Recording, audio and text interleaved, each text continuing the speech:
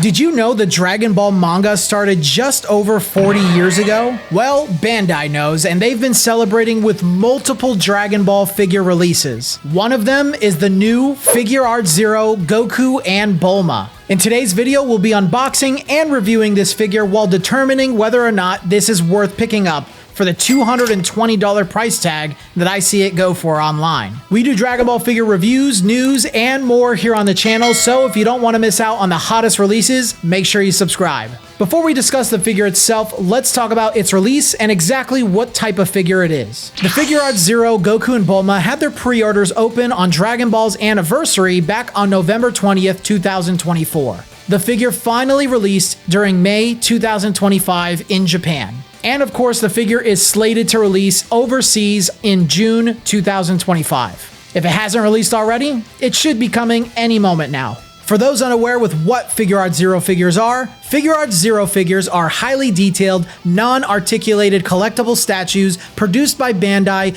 under the Tamashii Nations brand. These figures are known for their intricate detailing, vibrant coloring, and high-quality sculpting. They also include effect parts to enhance the visual impact, such as energy blasts or even environmental elements. These are from Tamashii Nations brand, which is under Bandai's umbrella. You can compare Tamashii Nations to Bandai Spirits or Banpresto, who are also under Bandai's umbrella. Taking a look at Goku and Bulma's box, you'll see that it has more of a windowed style for its presentation. The front of the box has a snapshot of Goku and Bulma, various logos for the product, and even a description of Figuarts Zero that reads, Figuarts Zero is the new standard of figure series with an easily collectible price and size. It is a unique statue figure that focuses on form and coloring to reproduce each character's charm. Based on this new description plus the latest releases for the series, it feels as though Bandai has elected to go in some new directions for the series in order to have higher quality releases. The front of the box also has a Toei animation sticker plus a Tamashii Nation sticker, both of which you can use as stickers of authenticity. The side of the box has more shots of the figures, including a sleek black and white shot. The back of the box has more shots of the figure, as does the other side of the box. The bottom of the box has a large shot of the figures as well.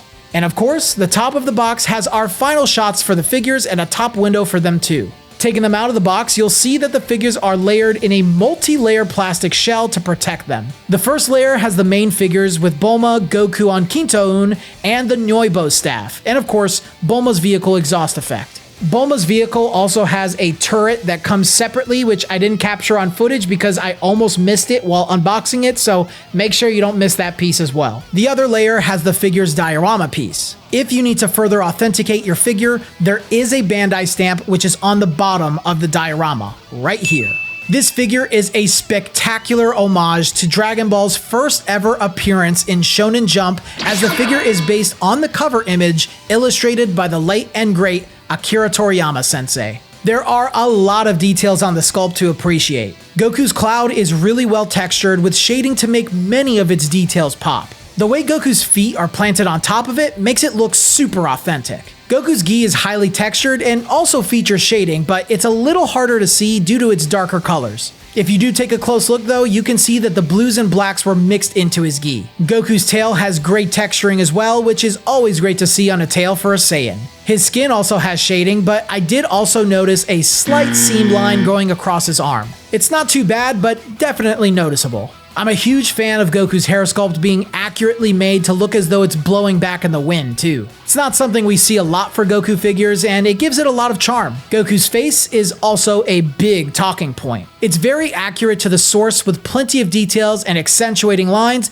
but it also turned out very different. You see, the original sculpt for this Goku figure had an entirely different face for it. It was very different from the source. This was met with a ton of backlash, so Bandai went back and adjusted the face. I'm glad they decided to listen to feedback from fans, as this turned out much better. But hey, let's not neglect the best girl Bulma either. She looks extremely accurate and is very cute. Her expression matches the original illustration, and I love the texturing and shading in her hair. The way her ribbon and bangs move through the air give the figure plenty of life and energy. The folds, texturing, and shading of her outfit are really nice, and yeah, they gave her a nice little butt too. I'm a big fan. I'm a big fan. Her vehicle also has plenty of details like metallic paint for some parts and a translucent exhaust flame. Oh, I forgot to mention Goku's cloud trail is also translucent, which is pretty cool. I'm a huge fan of the coloring and choice of Sculpt for the diorama, as it matches the colors of the Shonen Jump magazine and contrasts perfectly with the figure. In terms of size, this figure might be a little polarizing. The entire diorama piece itself stands at about 7 inches. Bulma and Goku individually are 5 inches tall. For the price that this figure goes for, some might be disappointed. I personally don't mind, as the different facets and details on the piece make up for the smaller size. It's a great accenting piece for a collection, and you might not want it to be too big with that in mind. I don't have any other Figuarts Zero pieces to compare it to currently, but I think it can pair really well with some Ichiban Kuji and Master Lee's figures if you're going to use it as an accenting piece. It certainly looks smaller than my Master Lee's Goku and Bulma when comparing them, but I think if you made a whole Dragon Ball display with this elevated somewhere within it, then it could definitely fit in perfectly. So there are a few different options you can use if you're planning on buying this figure. I bought this figure for $150 on Zen Market, which is an online proxy service where you can buy Japanese goods directly out of Japan. There are other proxy services like Bai, which are very similar to Zen Market, that you can use as well. You will be able to find this on websites like eBay, but listings on there are around the $220 mark, but that's because the sellers are baking in the eBay fees, the importing fees, and the shipping fees, just for simplicity's sake. So it is around that ballpark once you factor in that $150 that I paid on Zen Market was before shipping and importing. But there are still overseas releases still available for pre-order on websites like Amazon and Big Bad Toy Store, so I will put a link in the description below. If you want to pick those up using the Amazon link, you'll help support me, as it is an affiliate link. So, is the 40th anniversary figure for Goku and Bulma within the Figuarts Zero line worth picking up? The quality of the figure is great, and the nostalgia behind this being the first ever Shonen Jump release for the Dragon Ball manga is an absolute treat. While the size might not be everyone's cup of tea with the price in mind, I still find it very respectable. My biggest issue is that asking price for what you get. $140 for the overseas release is pretty steep, and I do know some Figuarts Zero pieces do go on sale pretty often after they've been on the market for some time, but since this is a 40th anniversary special piece, I think that this is going to go up in price over time. So you can either watch it on the market, maybe pick up a pre-order for the overseas release before it's too late, and make a determination between those two choices.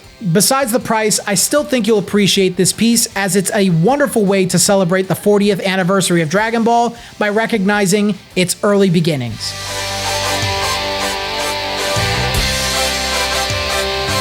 Those are my thoughts, guys. Thanks so much for watching today's video and making it this far. I hope you enjoyed it. I really did love talking about a Figuarts Zero figure after so long. I'm sorry I didn't have others. I actually sold off my Figuarts Zero collection. I am now recollecting them.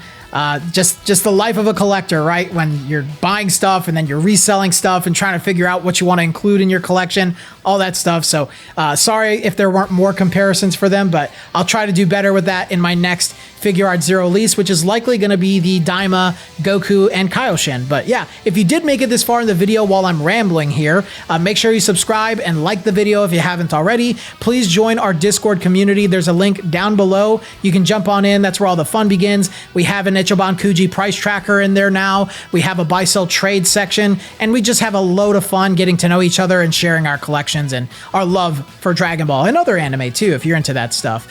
But also, if you do want to become a YouTube member and watch videos like this early, like a lot of other people have already, while also supporting the channel and getting featured here in the credits, you can go ahead and do so. If you don't want to commit, you can just leave a tip. No pressure at all. Whatever you decide to do, your generosity is greatly appreciated. But I think that's all I got for you guys today. So till the next video, I'll see you all later.